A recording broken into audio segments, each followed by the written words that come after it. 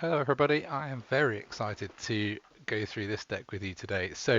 Um, the reason that I have built this deck is endless frustration with playing against both Naya Runes and against Izzet Mill on the ladder. So I think since CGB posted his Naya Runes deck, which obviously wasn't the first one, but has then hugely popularized it on the ladder, I've been endlessly running into that deck.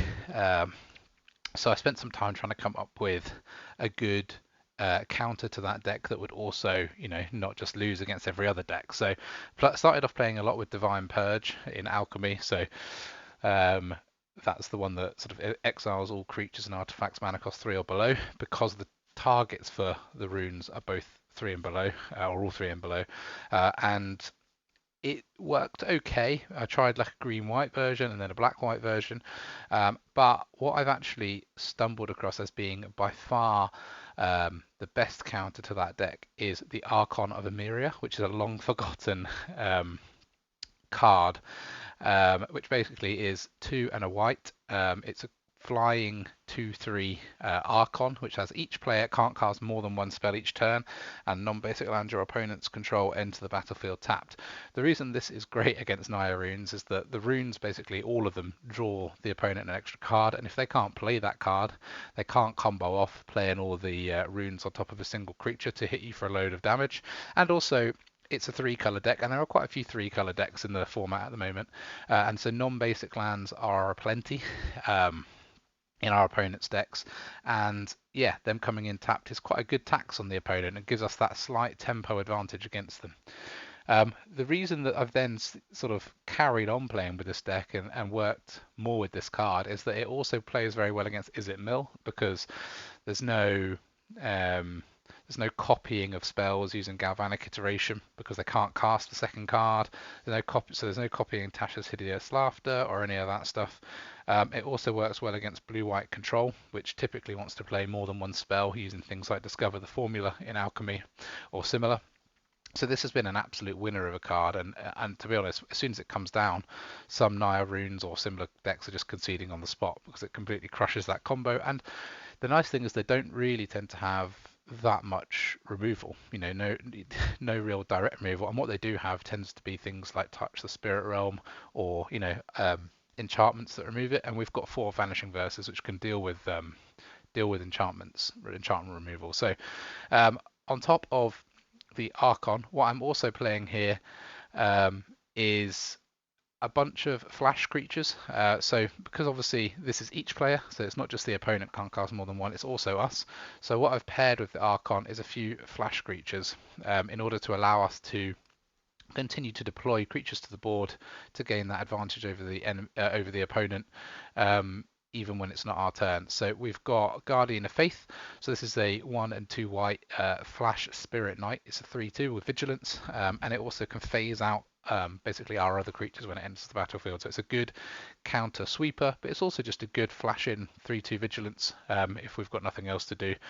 I found this to be a pretty decent inclusion in the deck against things like Divine Purge decks, against decks that are running Doomscar to try and hold us off until turn 6-7. Things like Key to the Archive decks, control decks. It's a nice sort of tempo card against them and can keep our board full. We're running 1 Kyodai Soul of Kamigawa. It's a sort of combat trick card almost, because it basically is a 1 white and 3, so it's a 4 costing flash flying 3/3 Dragon Spirit, which makes one of our other targets indestructible as long as we control Kyodai. So we can flash it in and make something indestructible, particularly Triumphant Adventurer, which has Death Touch and First Strike. Even if they choose to block it with 3 things, we can still, this is almost a game-winning combo on its own. As well as obviously being flash, so we can play it in their turn with the Archon out. And I just wanted to give it a go really, because it came out in Kamigawa and I haven't really found a deck for it. And since I was looking for flash and legendary creatures, this was a good option. Similarly, Ebon Death Dracolich, it's kind of been around it's been used a little while from Forgotten Realms. It's 2 black and 2 for a flash flying 5/2 zombie dragon. Enters the battlefield tapped, which is not the end of the world for us. But also we can recast it from our graveyard if a creature has died this turn. It's again a flash legendary creature, which is what I'm looking for in this deck. It hits for a ton in the air, so it's quite good evasion, and also gives me a bit of extra sort of recursive value from the graveyard. The reason I'm looking for legendary creatures is that we are running 2 of Kaya the Inexorable. So her ultimate allows us to cast legendary spells. Oh, sorry, not cast, but bring back a legendary spell from our hand graveyard or exile without paying its mana cost. So in order for this to not just be able to target herself, which is the main usage of it, we can also then start bringing back other things. So if the opponent ever lets us get to 7 with Kaya, which tends to happen more in the sort of control-y matchups, we've now got quite a few threats to bring back with this. The reason I'm playing Kaya mainly is the -3 is exile any non-land permanents. That includes any enchantments or artifacts, which are quite heavy in this meta, which improves the value of Kaya, but also having the ghost form counters to bring back or to put our other creatures back into our hand and give us a spirit when they die. It's just a load of recursive value with a bunch of these creatures. But particularly with Liesa, Forgotten Archangel, which is 2 white and a black, so 5 costing Angel, a legendary Angel, 4/5 flyer with lifelink, and whenever another non-token creature you control dies, return that card to its owner's hand at the beginning of the next end step. If a creature an opponent controls would die, exile it instead. So again, this is giving us that kind of recursive threat to the creatures that we have, the lower costing creatures that we have, and also pairs very well with Kaya. So being able to put the ghost form counter on Liesa basically gives us that unremovable recursive creature sort of combination that keeps the value flowing in the deck once we hit the top end at 5 mana. The other nice thing is if a creature an opponent controls would die, exile it instead. So it basically has that sort of Kamano versus Kakazan effect of exiling our opponent's creatures, which works very well against all of the Ores of sacrifice value decks out there at the moment. So, Shambling Ghasts and Cursebound Witches aren't going to get any extra value if we have our Liesa down. Other things in the deck, Invoke Justice. So this is a new Kamigawa card again. I ran a combo deck with it recently, but it's 1 and 4 white. To return target permanent card from your graveyard to the battlefield, then distribute 4 1/1 counters among any number of creatures and or vehicles target player controls. So that target player is, of course, us. And basically allows us to bring back any of our creatures and make it 4 bigger than it was. Often targets for this is Liesa, so it comes back as an 8/9 flying lifelink, which is huge, but also Nadar, who is one of our sort of 3-drop powerhouses. Everyone will be very familiar with him now from Forgotten Realms, but it's a nice sort of bit of a value engine. So playing with the dungeons and the new buffs that we've had through the Alchemy to the venture into the dungeon cards. So it's a very nice combo with either of those. Other cards that we are running is 4 Triumphant Adventurer. So the reason for this is basically, again, as I said, we're venturing into the dungeon. There's a slight sub-theme in the deck there, but this is just a great sort of clock for the opponent. It keeps the tempo going for the deck. So 2/1 that basically they can't block without sacrificing a whole bunch of creatures to it. And it's also given us that constant value from venturing into the dungeon, which is mostly used for scrying and also creating treasures, either for the Dungeon of the Man Mage or the Lost Mine of Fandelver. That keeps us drawing the cards we want. And being able to pay for them with the extra treasure tokens, which have come in very valuable in lots of decks. We are running 1 Nashi, the Moon Sage Scion, which is 1 and 2 black legendary Rat Ninja, which has ninjutsu for 3 and a black. Whenever it deals combat damage to a player, exile the top card of each player's library. Until end of turn, you may play one of those cards. If you cast a spell this way, pay life equal to its mana value instead of paying its mana cost. This is there really as a trial, as a one-of. And I have actually found it to be quite useful and game winning in certain situations. So the reason that I am running this is A, it's a legendary creature, so it pairs well with Kaya, but B, very often Triumphant Adventure will not be blocked, and we can ninjutsu this in and get a whole bunch of value off the top of either our or the opponent's deck. So yeah, it's been quite a good little sort of additional value engine in the deck. Obviously, it doesn't go particularly well with that many of the other cards. It doesn't have a venture theme, but I think we're running enough of the venture cards that we often manage to complete 1 dungeon and turn our Nadar into a Anthem effect. So that's the main use of the venture. So this is just an extra bit of value there for us that really the opponent has to remove or has to put a blocker in front of because they don't want us taking cards off the top of their deck and being able to play them. We're running 2 March of Otherworldly Light and 2 March of Wretched Sorrow, which are basically both single target removal spells from both the white and black colours, which we're running roughly even numbers of. We're running 2 Check for Traps to filter some of the really dangerous threats out of our opponent's hand. The reason for this is basically if we're playing against certain control decks, being able to remove like a Hullbreaker Horror or being able to remove certain wolves, for example Tovalar, or other particularly sort of valuable wolves from an opponent's hand can be very nice in this deck. So running 2 of that just to deal with a couple of matchups which we struggle slightly more in. Also running 1 Cloister Gargoyle, again the venture theme. We're running more of these and none of these, but actually I've found that this works with just 1 and 2 of these. And then finally we've got a 1 Hagra Mauling. So this is just to get our land count up a tiny bit, because I was finding if I didn't manage to curve to 4 or 5 lands we were struggling, and just that extra land can help sometimes. Then obviously we're running 1 Iganju, 1 Takanuma, because those basically belong in every single deck at the moment. We're running 4 Forsaken Crossroads to help us always have the colour we need and get that extra scry, as well as 3 of the Hive of the Eye Tyrant in order to have some beat down when we're in a sort of stalling position. So this is the deck. It works kind of as a sort of tempo-y recurring threat deck, utilising Kaya and Liesa to keep our creatures coming back. And yeah, I'm going to jump into some games and show you how it plays out. Okay, let's see how we get on. Still in Platinum at this point, but hoping we'll climb fairly quickly now that we've got this deck. Okay, so we've got a white in the Forsaken Crossroads. It's looking like a pretty solid deck. With a 2, 3, 4, 5 curve. We can't play 1 anyway. So we're looking for another land here. Probably bottom pretty much anything else.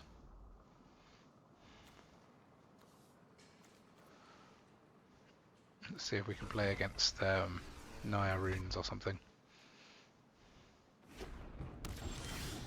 Looking good. There's the Naya colours.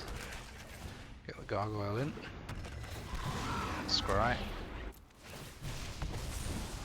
Again, looking for land, so we'll keep bottoming anything. This is the nice thing about the venturing, is that we can keep, utilising that extra scry or extra mana just to get ourselves slightly ahead.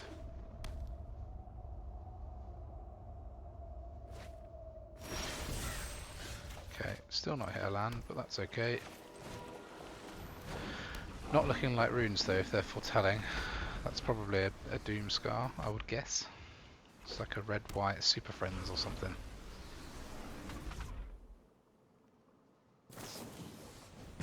Okay, it's Boros Dragons maybe. Still not managed to hit another land, so we'll just pass this turn.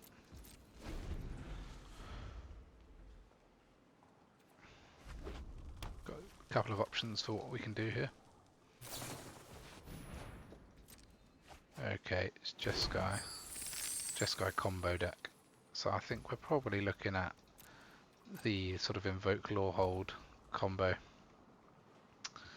I reckon it could be worth exiling one of their treasures, because they're going to need 4 white to cast Invoke Justice. So we'll get rid of one of the white sources in case they're struggling for them.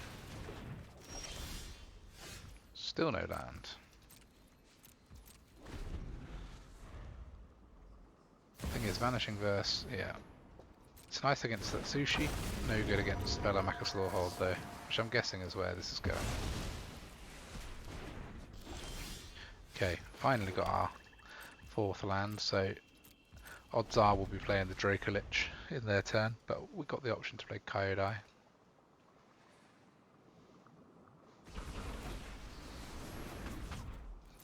So they keep putting Epiphanies in the graveyard, so perhaps it's not a Lorehold deck, maybe it's a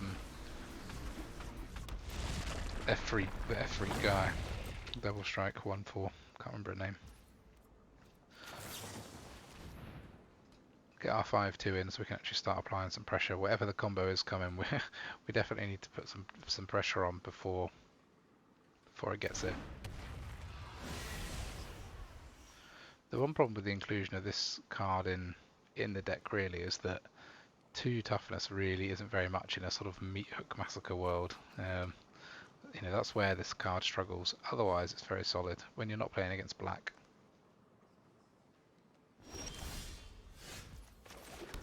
Okay, I think we'll attack.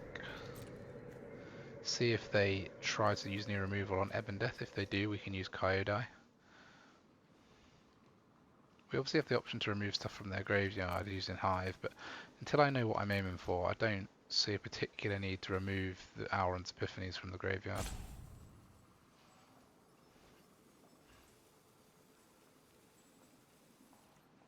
Opponent having a long, hard think here.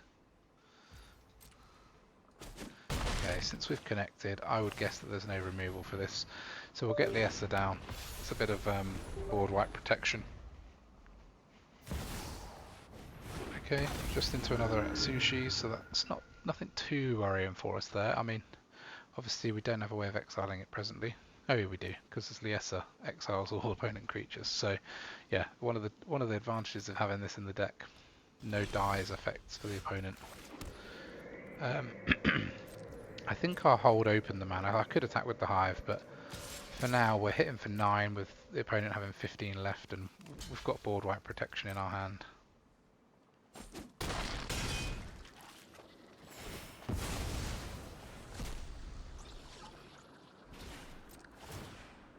So we're going to get the Ebb and Death back to hand.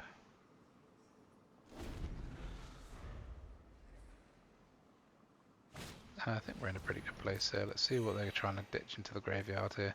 It's got to be something for the invoke. It's got to be an invoke justice, otherwise why are they playing red-white graveyard? There's the Lorehold.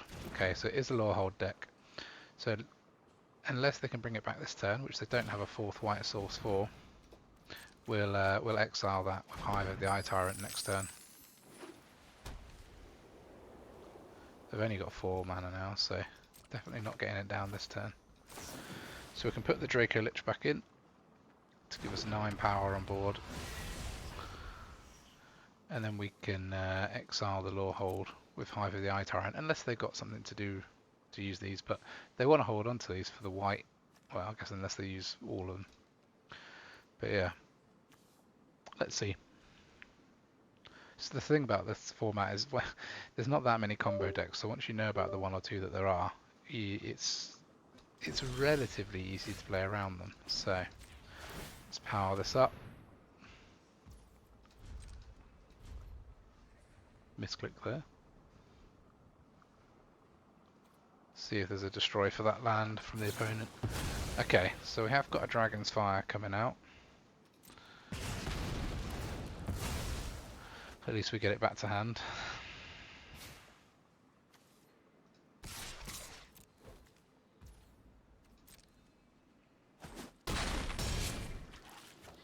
So the nice thing here is even if the opponent does hit a Lorehold combo, already 3 Auron's Epiphanies are in the graveyard, so they can only double turn once, and we're on 28 life.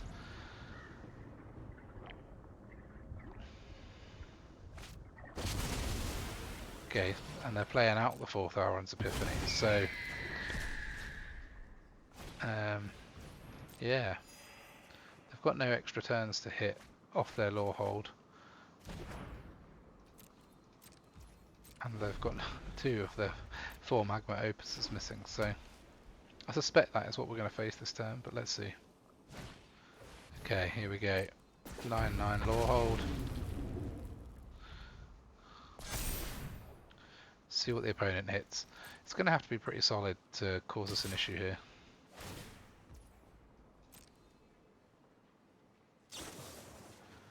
Unexpected windfall we're not worried about. We can take the 9.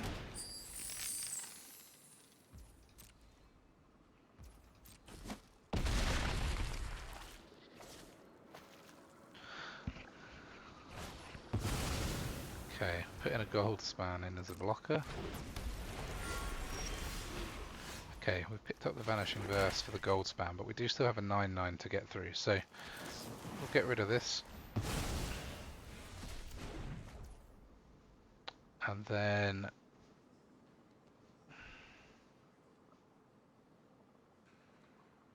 I think we'll just hang back.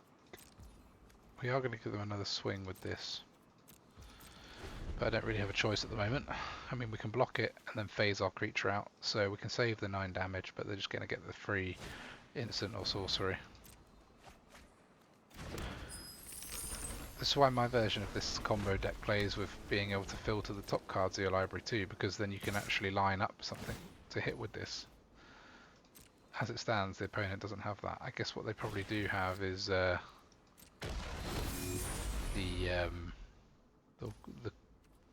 card that gives it trample, lifelink, indestructible, etc. But okay, getting a bit hairy now because of just because of the amount of blockers the opponent has down. But might as well phase out our whole board here in case there is any removal for them.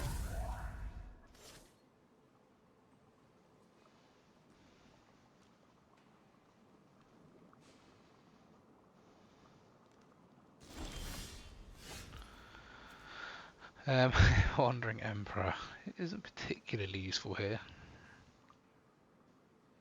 A 9/9 blocker with indestructible is a bit of a pain, so we're not going to be attacking, and all of these have flash, so we're under no pressure to do anything this turn. We'll have to wait and see what the opponent does with their 2 angels, if they're willing to attack or not. I would guess not into a 4/5 lifelinker, but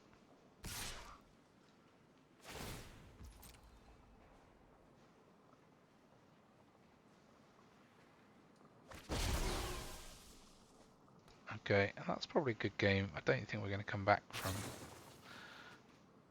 a Magma Opus. Oh, they haven't gone for the Opus. Okay. In this case, we can flash in our Kyodai, protect the Liesa.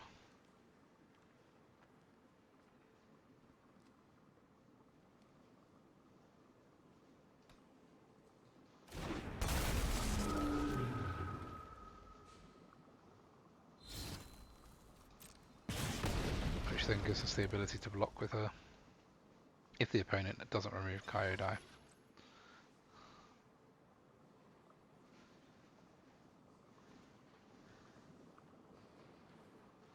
Which they may well have another Dragon's Fire. I mean, we're 3 down, with only 22 cards left in their deck, so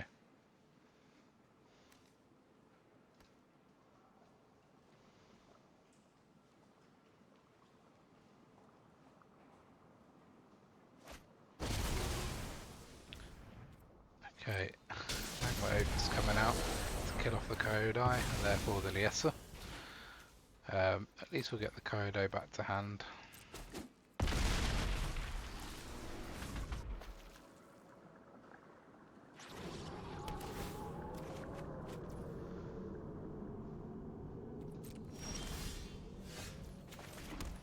Okay, this is pretty much the one creature that we can't remove very well in this deck because it never taps because of vigilance and it's multicolored.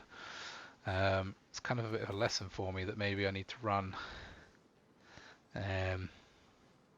remove these, maybe the March of Wretched Sorrow, and try running a Soul Shatter or just a flat destroy. Yeah, I don't think we're coming back from this one now. Good game.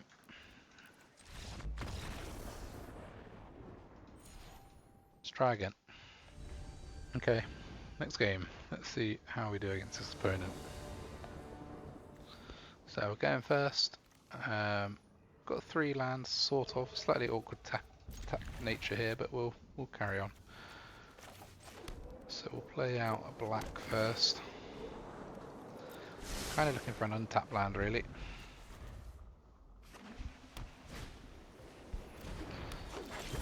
Okay, but this is where the mauling coming through and acting as that extra 1 land could be really helpful for us here. Do we want to delete this? Probably not now, because it'll cost us a card from our hand, so it'll be a 2 for 1 for a 1/1, not worth it. Unless, of course, this is about to get buffed, but we can take 1 damage. This is the kind of deck that I want to be seeing, though. Especially one that actually relies on double spelling. If we can find an Archon, there we go.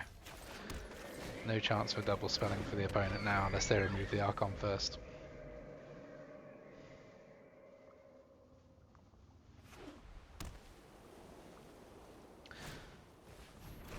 Light Scribe. Okay, so I'm guessing it's some kind of cheap instant deck to be able to double spell with.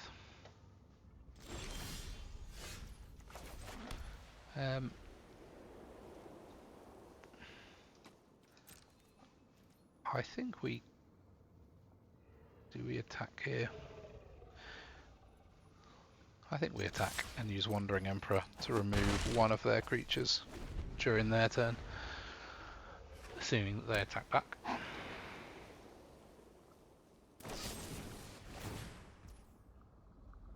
Okay, Fateful Absence we can protect against, although phasing it out does mean that they can double spell this turn, but it's better than losing it.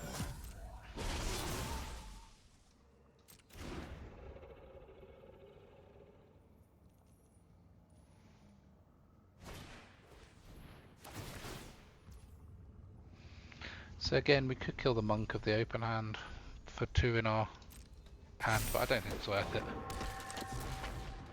And I'm happy to trade my Guardian of Faith for the Light Scribe or the Clarion Spirit here, so as we're definitely the later game deck of the two. I'm not sure if the opponent will attack or not, but we'll see. Okay, they've got another another sorcery to cast, so we're going to take a good hit here, but Prince attacking for 13. At this point, I would say we don't need to block, just because we're better off using this as a blocker when they haven't got all the triggers off Light Scribe, then it might actually kill something. But it is looking slightly more worrying for us. So, we've got 2 options here. We can Triumphant Adventurer and March the Wretched Sorrow for 2, which could be the way to go. They have the ability to make one of our creatures not block next turn, for which they'll probably choose the Archon. Potentially. Maybe not. Maybe the Guardian, because they know we want to block with that. So we could go for Emperor on the Light Scribe now, although they'll attack with it anyway. Let's just assume that we exile this, but they've played this ahead of time. 3, 6. Yeah, it's too much damage. I think the best thing to do is to drop the Adventurer. No attacks, and we can then March of Wretched Sorrow, exiling Nashi to kill off one of their creatures.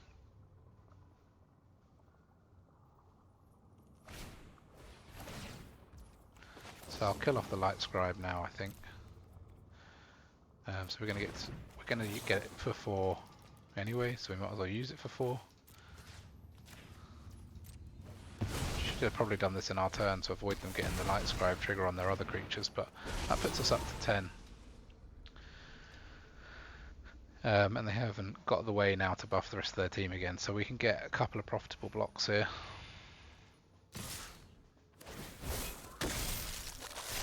Like so. And then it's starting to look like it's turning in our favour, because let's see if another Light Scribe comes down now, but the Wandering Emperor really is a bit of a game changer against small creatures like this.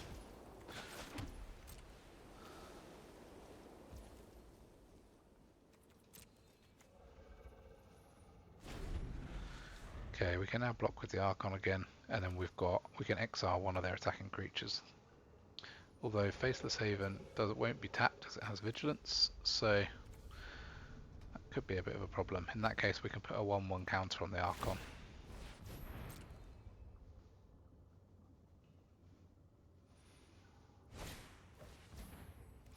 Okay. Interesting play from our opponent.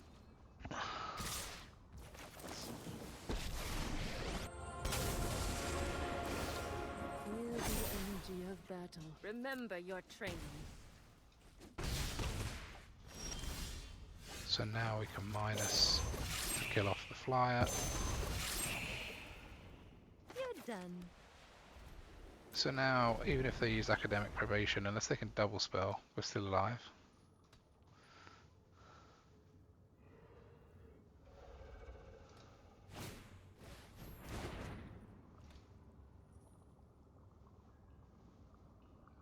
Doesn't look like they can, which is lucky for us. And hopefully we won't draw any more lands. We've had quite a few now, 7 out of 13, which is obviously over half, and we'd expect under half. So let's, yeah, we've only got 38% chance of top decking a land, so hopefully we won't.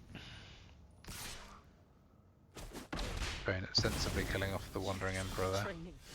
For Okay, this. so we can get back our Emperor, which is probably the play. And boost our Archon up to a nice 7-8. I think I'll get rid of the Monk just in case we end up in trouble, get our life a little bit higher. Not sure what other creatures the opponent's playing, probably nothing with haste, but just in case. Okay, just about turned that one around. It was a close call, but we just about got there. Strike. Okay, next game. We're on the play again. We've got a pretty nice curve out. I mean, we're missing some in the middle between 3 and 5, but can't complain. So we'll go white with our crossroads. Bottom the justice, just because it's a card we want to draw later, really, and we've already got 2 5-drops. Get our adventurer down. So this really is our ideal, being on the play and getting adventurer down turn 2. Okay, so opponent can obviously trade here, which I think we'll accept. Can't not be attacking with the adventurer.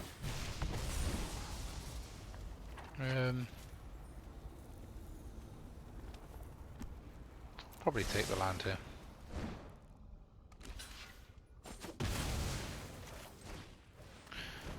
So we can get a treasure out of this one, and then we can be playing Liesa or Kaya next turn, which puts us in a strong position for turn 4.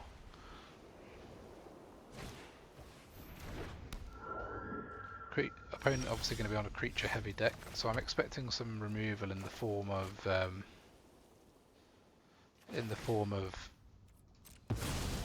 Brutal Cathars or Skyclave Apparitions, so we'll see if that's what we end up against. Now that we've got Liesa down, it's profitable to attack, because we'll get the Nadar back to our hand even if they block. Thing is, the Dark Pool really isn't very good, 1 life, but then opponent doesn't have 3 cards, might as well use it. We don't need to -4 a Fleeting Spirit, got 2 blockers. It's unlikely they could remove both with 4 mana.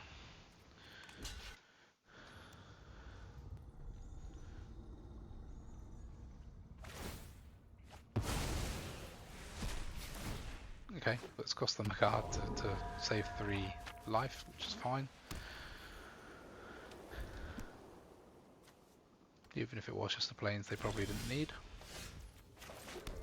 Okay, so obviously sorcery speed removal for this isn't brilliant, so I'm just going to attack for now. Ideally we want to get our Ghost Form counter onto the Liesa, I believe, because given the sustainability to this card it's nasty, but then we do have another one in the hand anyway, so... 5/6 flying lifelink, can't... Oh, there we go.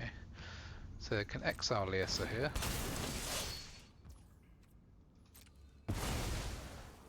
But only until we can then exile their Sigrid. See if the opponent lets us resolve now. Yeah, they could have given their Fleeting Spirit. Oh no, they couldn't. One of the 3 is the Fleeting Spirit. Okay, couldn't give it first strike. So we'll get our Liesa back. There's no job too tough for me. And then we can Ghost Form counter it next time.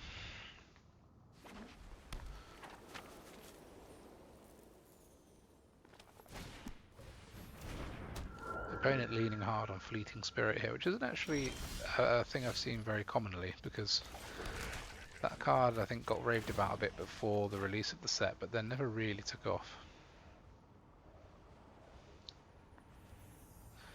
I'm probably not going to attack just because I don't want to lose the Kaya, so we can just power up the Hive and attack with that.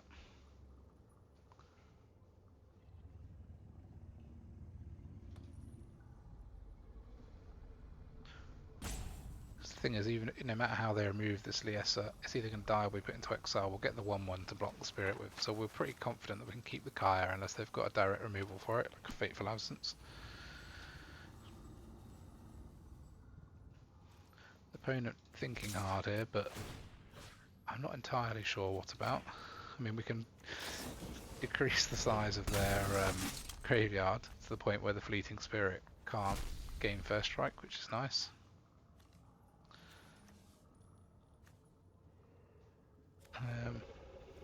Yeah, Cathar Commando, not too worried about that.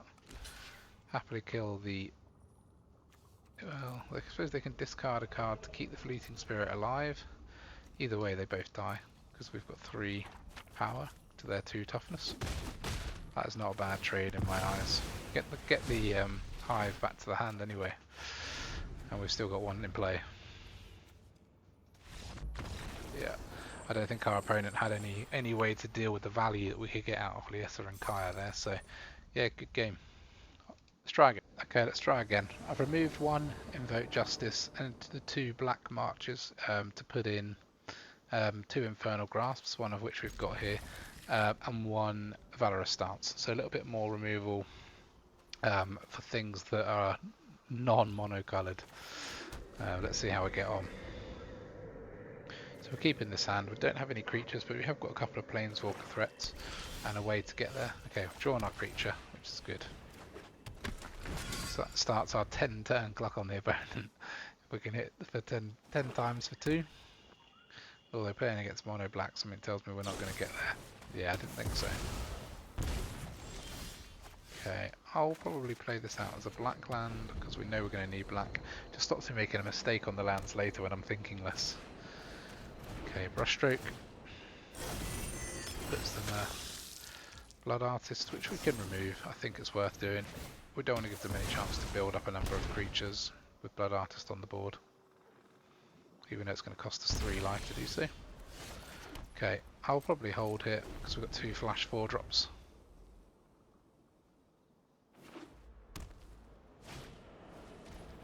Cursebound Witch from the opponent. We really want to find a Liesa against this deck.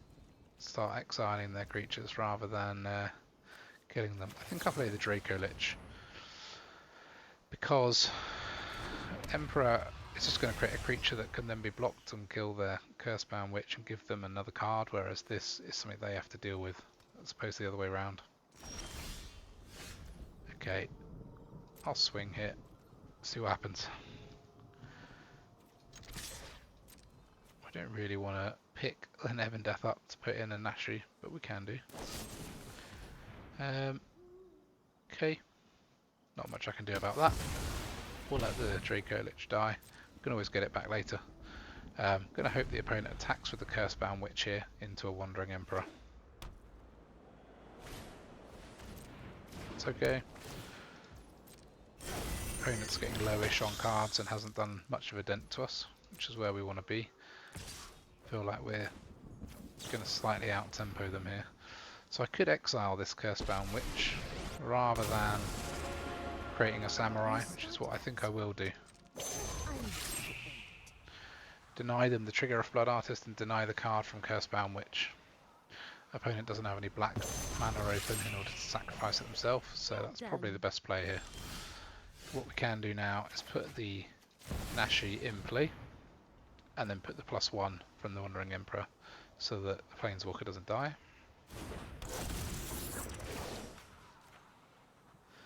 So what I'm hoping to build up a slight ball presence here against the Blood Artist. And obviously this is something that the opponent really will want to block. As I said in the sort of deck tech, is that I think if they don't block Nashi, it starts to become nasty pretty quickly for them. You know, giving us that card advantage and choice between both decks is really horrible, especially since we've got the life to pay for it. So yeah, let's see what they do about this. Okay, they're digging for a solution. Obviously each time they sacrifice a blood token, now we're taking 2, so we don't want to leave this nasty-ish looking sacrifice board around for too long. But we have got Trek for Traps in hand, which we can use to get rid of anything too nasty from their hand. Okay, Sap Vitality is interesting. It implies they've got some more creatures in their hand to me.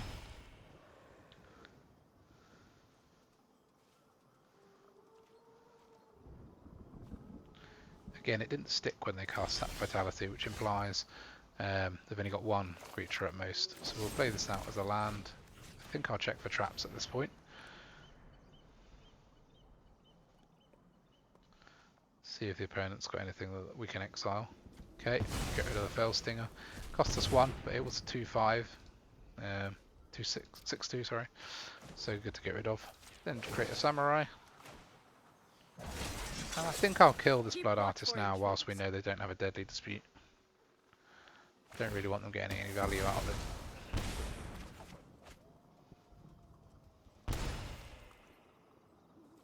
Possibly could have waited to be able to play the Draco Lich, but I'm sure something else will die at some point soon. Opponent can only power up, I believe, one of their Faceless Havens, if any. Okay, well, they've drawn an Opportunist. Which means they will get a card off of this if we let the Samurai die. So it's a card...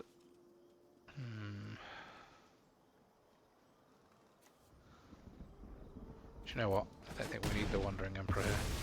Until next time, then. And now I can remove the Opportunist. I just don't really want the opponent to start getting on a card, you know, Should be a nice snowball where they start increasing in cards again, because we've got them on 0 and that's where we want to keep them.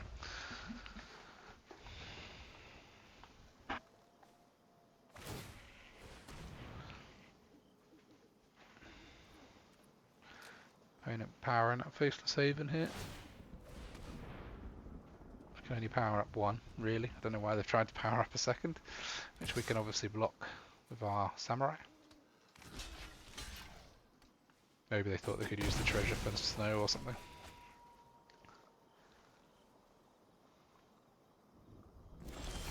Either way, very happy to be able to keep the Kaya alive. Can get the Archon down and put a Ghost Form counter on it, which gives us a blocker that we don't mind blocking with, even though it's not going to kill the Faceless Haven. Trust me. Obviously, opponent could draw Snowland and power up 2 of them, but in that case, that's alright too. Means they'll have to spend a whole turn to kill off the Kaya. Okay, Blood on the Snow This is gonna be one of those. for a Blood Artist.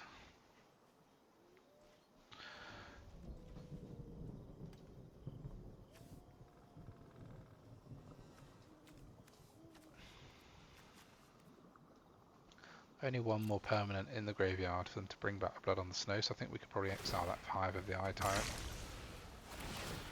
2 more life down. Flooding out a little bit here. Not too bad though, considering. So I'll get rid of their Blood Artist in the graveyard, just in case there's more blood on the snow in the way. But we can now potentially get hit with 2 Faceless Havens, so got to be a little bit careful with our remaining life total. Depends if the opponent's drawing land or not.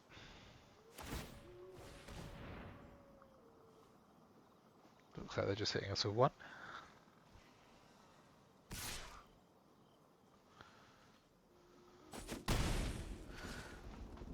Dangerous getting down to a life total of 7 against Blood Artist and 2 Sanguine Brushstrokes still in play. Okay, that's not ideal. We'll put it in obviously with the white and use the scry.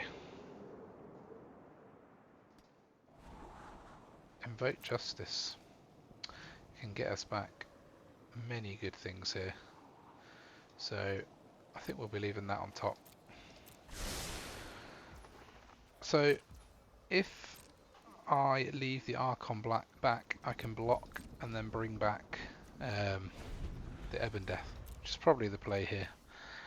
I obviously can power up Hive as well in case anything too powerful comes along, but okay, they're going to Fell Stinger the Blood Artist perhaps. No, Fell Stinger the Fell Stinger. Are they going to cast that on themselves? Okay. I was wondering if they were going to start using that as a burn on up. It's often what you see once you start getting on low life against these black decks. Okay, going to force me to block with the Archon here. But we do get it back to hand, so it's not the end of the world. Gives me the opportunity to play a second card as well, but only if I could draw another white source, which I can't. So here I will invoke Justice. I think we bring back the Kaya and exile the Blood Artist. Bring back Wandering Emperor, but no, we'll bring back Kaya. And we'll put our 4 1/1s on this token. Get rid of this Blood Artist. That was an easy job. And I think I'll attack. The thing is, the opponent can power up 2 Faceless Havens, which puts us in a slightly compromising position. And they can cast 2 cards because we haven't got the Archon back in play. Could be safer to not attack this turn, just in case. Not sure, because we do need to lower the opponent down, and if I'd have attacked we would have had lethal next turn, but just got a bad feeling like one removal gets them through otherwise, and then we die, so it's on a bit of a knife's edge, and I think staying back is the right play here.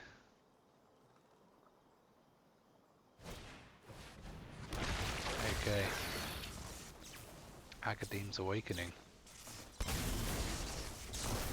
See if they use that on themselves and put themselves within range of lethal, or use it on us. It's quite interesting, because they're on 12 and we've got 10 in the air, so if they draw 2 they're banking on drawing removal potentially. Or they can choose to give us 2 cards. I mean, if they don't play a second creature, we've sort of got lethal with the Hive anyway, unless they have removal. So, okay, they have used it on themselves.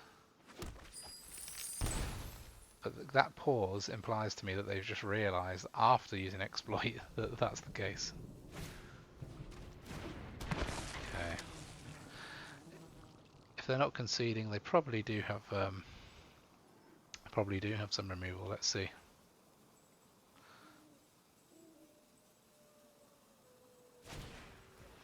Okay, eaten live to exile the Ebon Death. That's nice. They must have top decked it.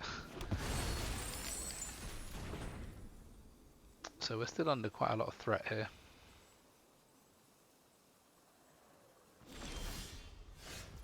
Okay, got our Flash Guardian of the Faith, which is interesting.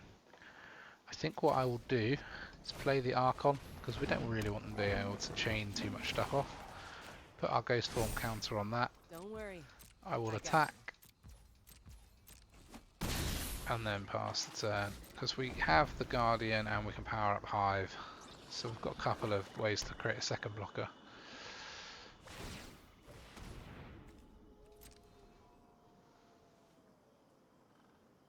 And if the Archon gets killed, well, we get a 1/1 Spirit.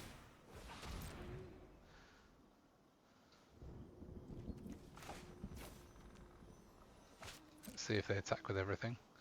If they have a removal, I suppose we're just dead. Not a great position to be in against black, but they've proven that some of their removal at least is at sorcery speed, so Sac Vitality would be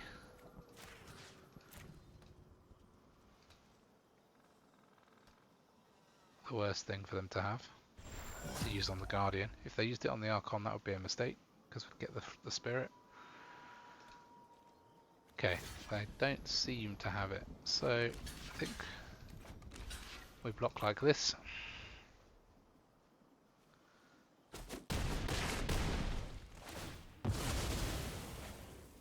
So I phased out the Spirit as well in case, you know, they had removal they could only use on that. Something that kills flyers or tokens.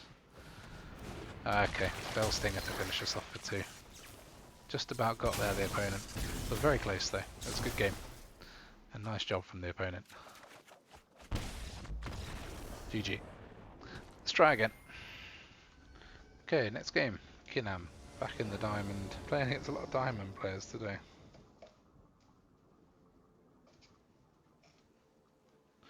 So we're on the draw. We've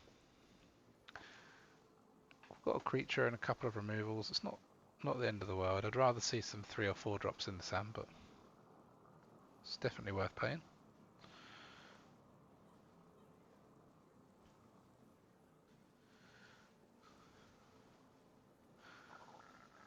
Opponent's thinking long and hard about whether to mulligan. There we go. Right, we'll keep.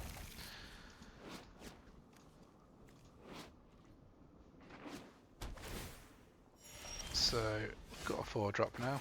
I'll play the tap land out just in case we draw more of them. Okay, so we're playing against blue-white control. Not ideal to be on the draw against, but let's see. See if we can find an Archon to play with.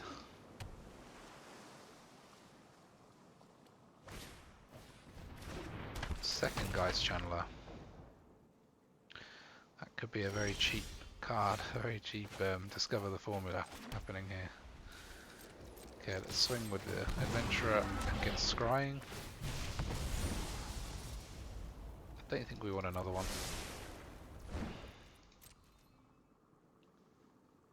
It's going to be too slow to play out another one of those here. Alright, we'll get rid of that one as well whilst we're at it.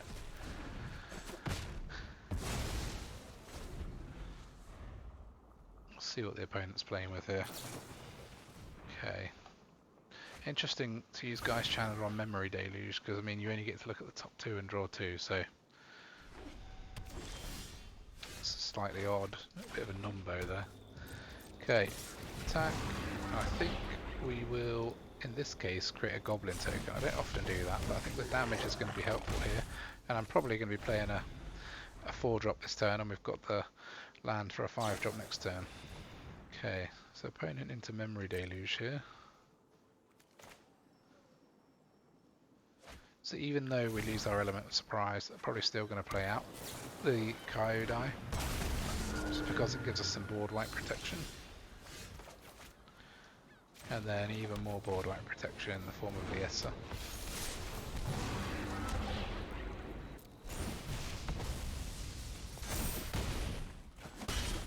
Put that on our Adventurer because it's indestructible, so we've got the most chance of actually keeping it if there are board wipes incoming.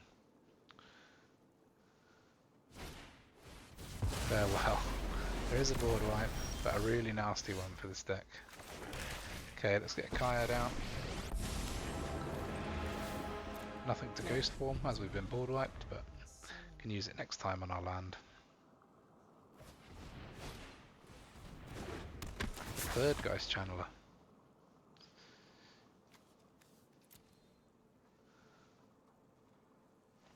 It's going to be a tough road from here, but let's see what we can do. So we power up the Hive. I will put a Ghost Form counter on it and attack, so we can remove the Deluge from the graveyard. Might as well remove the cheaper one, that's more likely to be played. And then we might be able to ultimate Kaya if we're lucky, because we have certainly got legendary creatures in our exile we'd like to get back. Let's see if they've got a counter for this. They have indeed. Forced them to use it though, at least. Fine. I can shake it off. Okay, we'll power the same one up again.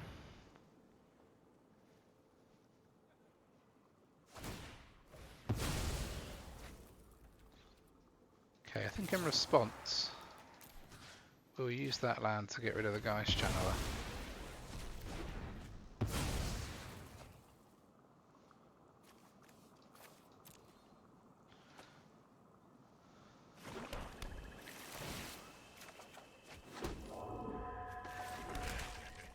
And we now have a blocker and the opponent has no creatures on our way to an ultimated Kaya. I think it's the one way we could have a chance of winning here. Okay, we can ultimate Kaya. You better watch your back from here on out. Which means next time we can get her back. And for now, we'll keep swinging with these. Give the opponent something to deal with. I assume they're going to cast that Memory Deluge once we target it, but I've seen stupider things happen, so we might as well target it and see. There we go.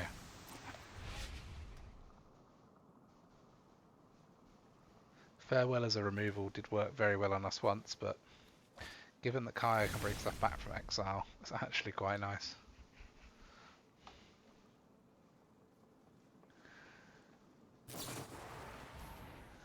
Okay, removed our Hive. still got our one drop, one in there doing some work.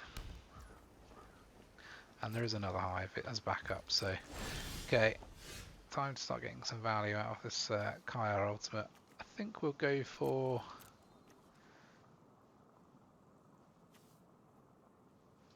interesting what to go for here. I think I'll go for the Liesa. It's basically the biggest, threat that we can put on the board recurringly. There's no way the opponent can remove this in a way that we can't get it back now, so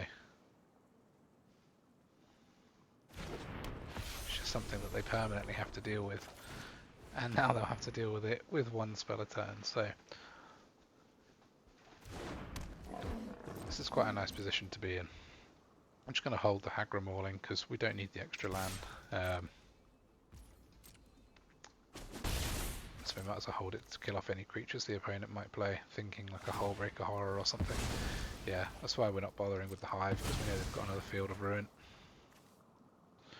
We've got 3 of each, so we'll pull a white. The deck is slightly more white than black, although that did mean I can't now play Hagra Mauling. Slightly silly play maybe there. It'll be a silly play if they play a Hullbreaker Horror in their own turn, which is unlikely. That is their best way of removing Liesa actually, it would be to bounce it back to hand. Okay, another farewell. It's 2 down.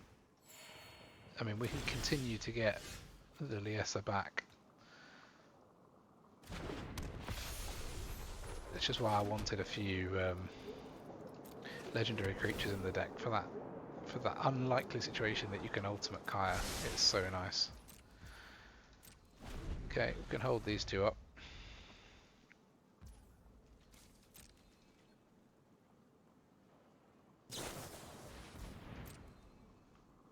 I mean, I'm not sure what the opponent is digging for that would win them the game here. I suppose the Hullbreaker Horror is the closest thing to that. But even then, we've got quite a few ways of dealing with it.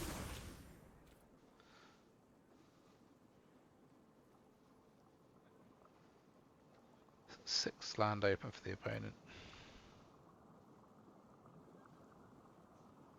Also, Hullbreaker Horror doesn't even block Liesa, if that is the way they're going. Witness the future. Okay, so shuffling their farewells back into the deck to hope to redraw them, and only 1.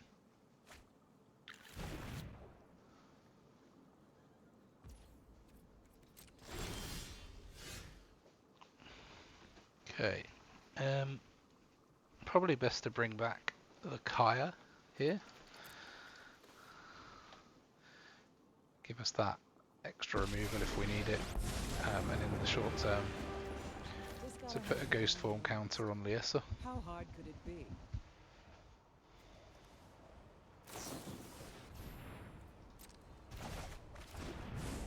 That seems okay, so we can replay Liesa and Nadar to draw a card.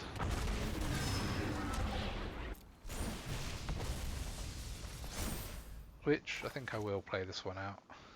Do we want to return a creature or planeswalker? Probably not.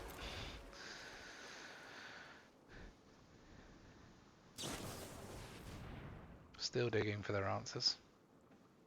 We've given them plenty of opportunity to find them, so you see what they come up with. If this is a deck hoping to endlessly mill us out, it's going to be a long game.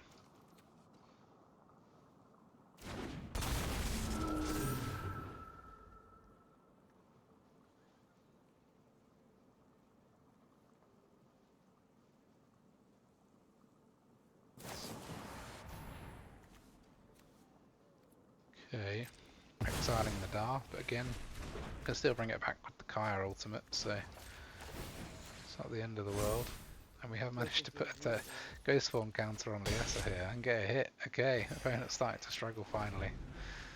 The Ghost Form counter means we get a 1-1 even if they exile it again, so a little bit more value for us to keep on the board there. Opponent's really digging through their deck here to find the answer.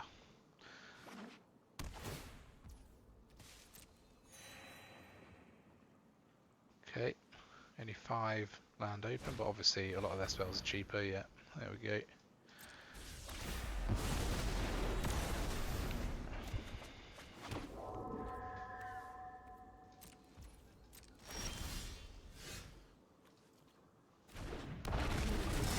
going to start going down this tomb here so we can just directly damage the opponent. As we're not often going to get to swing and hit, I think it's the best way to proceed here. Gonna scry.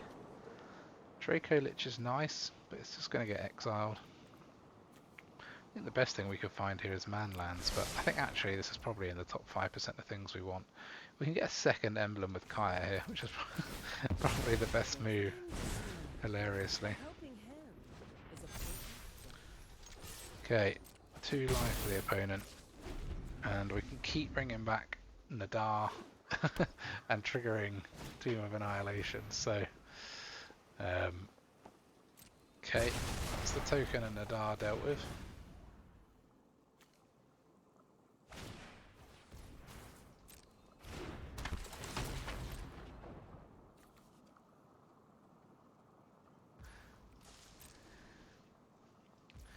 So, 2 legendary spells to bring back this time. One of them going to be the Nadar. We have to pay 2 because it costs too much to cast on the without paying its mana cost. That can be pay 2 or discard.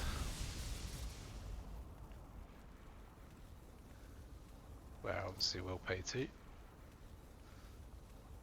Opponent cannot, so that's gotten rid of one of their answers. And I think we'll bring back the Kaya to give us that ghost form chance.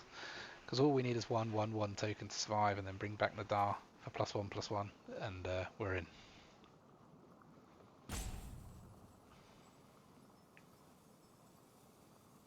So if I put... Okay, they've countered that free spell, which is okay. So they're going for the kind of endless loop of putting stuff from their graveyard back into their deck strategy, but without enough draw to deal with all the threats we're throwing out. I feel like we are going to get here eventually, but let's see. Okay, I think... Run away. You'll be safer. I think it's going to pay us here to destroy our own Liesa to save them getting the 2 life.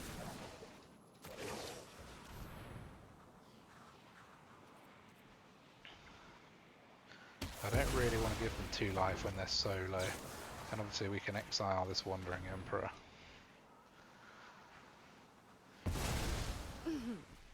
Try not to miss me. Okay, let's see what the opponent's top decked. I mean, they've got 2 Memory Deluge to use, so they've got another Field of Ruin. So we'll bring back the Liesa, as giving them flying threats to deal with is important, and I think then Kaya.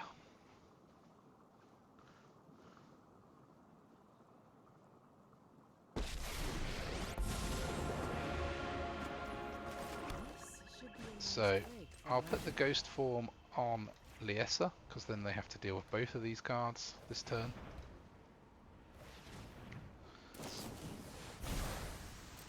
Okay, Memory Deluge number 1.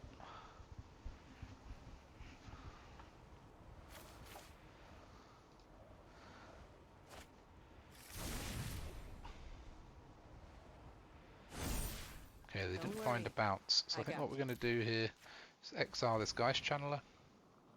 The more of their stuff that we exile, the less they have to get back, so that'll be the 3rd Geist Channeler, and there's 3 Memory Deluges gone. Okay, then time to swing with Nadar and see what answers they've got. Assuming there is something. But they've let us attack, which means they have to sacrifice a land. I'll decline that kind offer.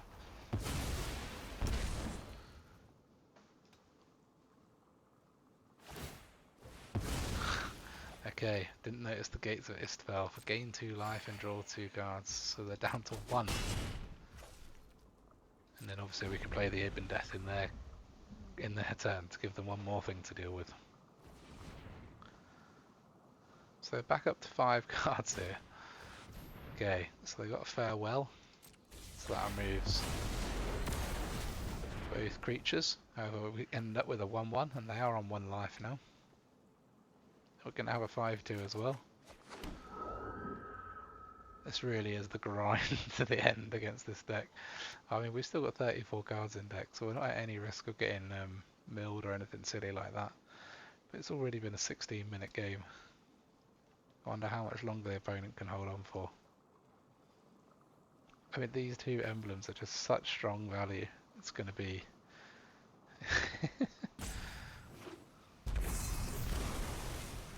Okay, here we go. Let's get the Draco Lich down. Give them the extra thing to deal with.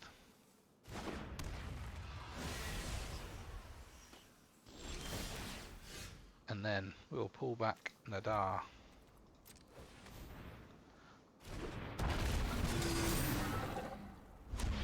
To create a 4/4 Death Toucher. And if we can do that once more, they just lose one life. So they're running out of options. We'll bring back Kyodai to make this token indestructible. Although they can potentially bounce with something, but there we go. Bounce with Otawara. Let's put a ghost form counter on Kyodai. Ghosting feels weird, right? Got 3 left to deal with it. Okay, they have found a way. So we put the Archon in, and they can only cast 1 spell next turn. I should have cast Liesa first, that's my mistake. And there we go. Finally managed to grind the opponent out. That was a long one, but a good one.